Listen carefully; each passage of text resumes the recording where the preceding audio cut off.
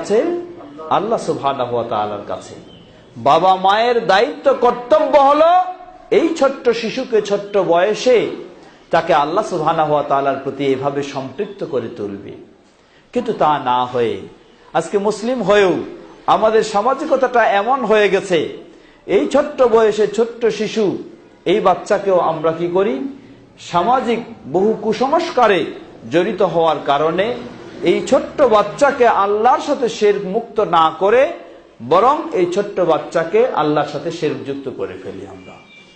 হয়তো শহরের মানুষ সে সময় সেই বিষয়গুলিকে কম গুরুত্ব দেয়, কিন্তু গ্রামগঞ্জের অনেকেই সেই কুসংস্কারগুলিকে এখনো কঠিনভাবে মেনে চলার চেষ্টা করে।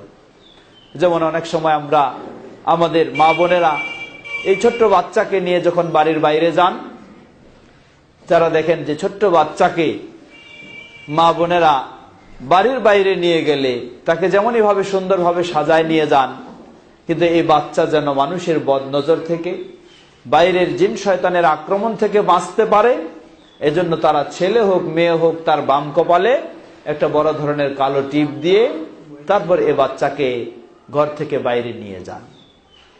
আপনি বাম কপালে কেন টিপ দিলেন? এটি কার আদর্শ? এটি কি মুহাম্মদ সাল্লাল্লাহু আলাইহি ওয়াসাল্লামের আদর্শ? এটি কি ইসলামের নিয়ম? না, এটি সেই প্রতিমা পূজারী হিন্দু সমাজের নিয়ম। কোনো সন্দেহ নেই এটি কখনো ইসলামের নিয়ম নয়, এটি হচ্ছে সেই হিন্দু সমাজের নিয়ম। কারণ বাচ্চার বাম কপালে আপনি কালো টিপ দিবেন, এই টিপ বাচ্চাকে মানুষের বদনজর থেকে সংরক্ষণ করবে, হেফাজত করবে, বাঁচাবে। এই আকীদা বিশ্বাস যদি আপনি গ্রহণ করে থাকেন তাহলে আপনি শিরকে লিপ্ত হয়ে গেছেন। কারণ বাচ্চাকে বাঁচানোর জন্য এই টিপ কোনো ক্ষমতা রাখে না। বাচ্চাকে সেই বিপদ আপদ থেকে বাঁচাবেন আল্লাহ সুবহানাহু ওয়া তাআলা, এই ক্ষমতা রাখেন আল্লাহ সুবহানাহু ওয়া তাআলা। তাই ইসলামের নিয়ম হলো আপনি যখন আপনার বাচ্চাকে নিয়ে বের হবেন কোনো প্রয়োজনে, আল্লাহ রাসূল সাল্লাল্লাহু আলাইহি ওয়াসাল্লাম বলেন, কোন মুসলিম ব্যক্তি যখন তার ঘর থেকে বের হয়, বের হওয়ার সময় কার নাম স্মরণ করবে? আল্লাহ সুবহানাহু ওয়া তাআলার নাম স্মরণ করবে। কার উপর ভরসা রাখবে? আল্লাহর উপর ভরসা রাখবে। বলবে বিসমিল্লাহ ওয়া তাওয়াক্কালতু আলাল্লাহ ওয়ালা হাওলা ওয়ালা কুওয়াতা ইল্লা বিল্লাহ।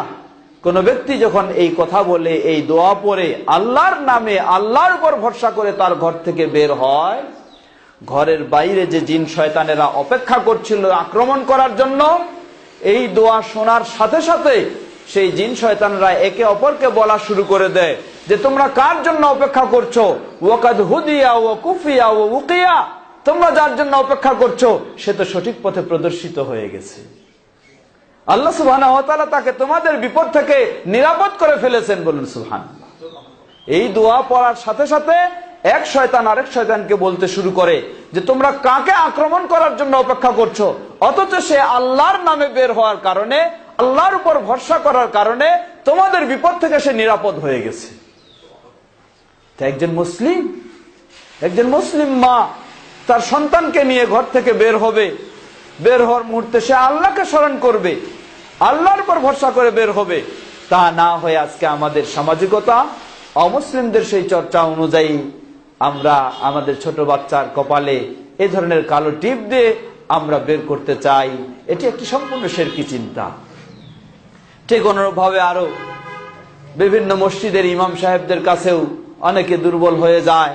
আর ইমাম সাহেবরাও তো মাশাআল্লাহ একেবারে এক গাদি তাবিজ বাঁধে আপনাকে দিয়ে দেয়, যেন এই ছোট্ট বাচ্চা ছোট থেকে কি হয়, সে সব কিছু থেকে নিরাপদে চলে। তাই কত রকমের তাবিজ কবজ সবকিছু তার গলায় ঝুলায় দেয়। এটিও এক প্রকার শিরক, এটিও নিষিদ্ধ। সম্মানিত দিনে ভাইরা আমার, সুতরাং এ বয়সেই, এই ছোট্ট বয়সেই ইসলামের বিধান অনুযায়ী, নিয়ম অনুযায়ী আমাদের কর্তব্য হলো আমরা আমাদের সন্তানদেরকে আল্লাহ সুবহানাহু ওয়া তাআলার সাথে সম্পৃক্ত করব। আল্লাহ সুবহানাহু ওয়া তাআলার সাথে সম্পৃক্ত করে আল্লাহর তাওহীদের উপরে শিরক মুক্ত হয়ে সন্তানদেরকে যখন গড়ার চেষ্টা করব, ইনশাআল্লাহ সেই সন্তানেই অবশ্যই আদর্শ সন্তান হবে, অবশ্যই সৎ সন্তান হবে। আল্লাহ তাকে সৎ সন্তান হিসাবেই গড়ে ওঠার তৌফিক দিবেন। আল্লাহ আমাদের সন্তানদেরকে এভাবে